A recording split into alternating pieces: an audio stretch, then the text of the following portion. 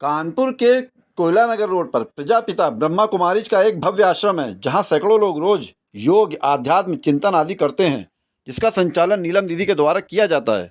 ब्रह्मा कुमारीज संस्थान की स्थापना लेखराज कृपलानी ने सन 1930 में सिंध प्रांत के हैदराबाद में की थी। लेखराज जी बहुत संपन्न व्यक्ति थे जो बाद में ब्रह्मा बाबा के नाम से प्रसिद्ध हुए। उन्होंने अपनी करोड़ों की संपत्ति लोक कल्याण के लिए संस्था को दान में दे दी। उनकी पत्नी का नाम जसोदा था, जिन्हें लोग प्यार से यशोदा माई बुलाया करते थे। ब्रह्मा बाबा ने 1937 में ईश्वरीय विश्वविद्यालय की स्थापना भी की।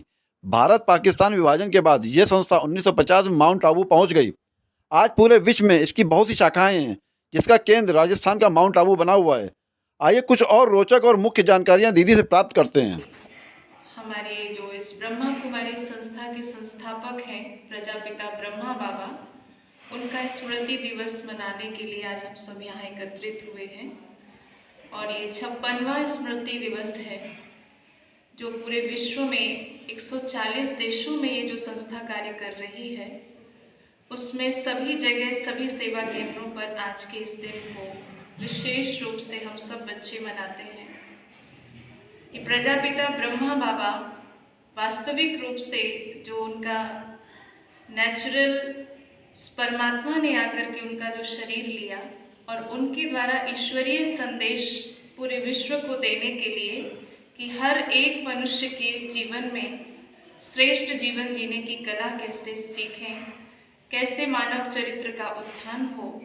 जो आज पूरे विश्व में वैल्यूज़ की कमी आ गई है, उस सत्य ज्ञान को देने के लिए परमात्मा ने इस मानव तन का आधार लिया है। और आज ही के दिन हमारे ब्रह्मा बाबा ने अपनी पुरानी देह का त्याग किया और संपूर्णता को प्राप्त हुए। इसलिए आज के दिन को हम सभी बहुत ही श्रद्धा भाव से आज मनाते हैं और आज हम दिल से उनको सच्ची सच्ची श्रद्धांजलि देते हैं कि कहाँ कहाँ पर है ये आपका मिशन और किन किन देशों में है? क्या बाहर भी है कि अपने भारत में ही है? नहीं, 140 देशों में, जिसमें देश विदेश सभी आ जाते हैं। भारत देश के अलावा भी 140 देशों में, जहां 10,000 सेवा केंद्र बहुत विशाल रूप से कार्य कर रहे हैं, जिसमें लाखों करोड़ों भाई बहन जुड़े हुए हैं और जो अपने जीवन को एक श्रेष्ठ दिशा दे रहे हैं। आज समाज में जो एक चारित्रिक और नैतिक पतन आता जा रहा है, उसको फिर से उत्थान करने के लिए ये संस्था निरंतर कार्य कर रही है और आगे।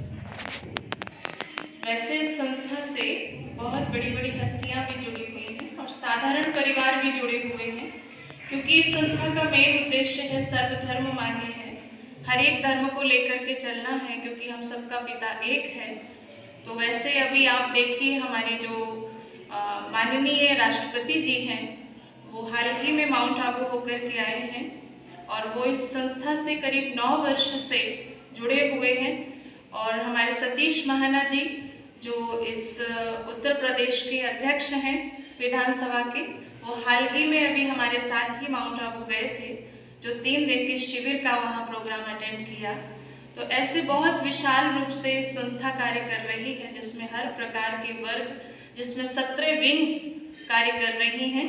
महिला विंग आ जाता है, मेडिकल आ जाता है, यूथ विंग है, हर प्रकार की विंग्स का कार्य चल रहा है। आप कब से जुड़ी हैं इसमें और आपके यहाँ से कौन कौन जुड़ा है? कि केवल आप जुड़े हैं कि आपके घर में भी कोई जुड़ा है? वैसे तो हम बचपन में माता पिता जब इस ज्ञान में आए, इस ज्ञान को लिया, समझा, तो हम बहुत छोटे थे, 4 वर्ष के ही थे, तभी संस्कार ये पड़ गए। लेकिन जब बड़े हुए समझा इस चीज़ को कि इस संस्था का उद्देश्य क्या है, एक समाज के लिए क्या हम सब कर सकते हैं, तो उस समय से ये लक्ष्य बना लिया कि इस संस्था में समर्पित होकर के हमें अपना जीवन पूरे विश्व कल्याण के लिए देना। कितने साल से जुड़े हैं आप यहाँ? और लगभग करीब 18 वर्ष से हम पूर्ण रूप से यहाँ रह करके इस संस्था में समर्पित हो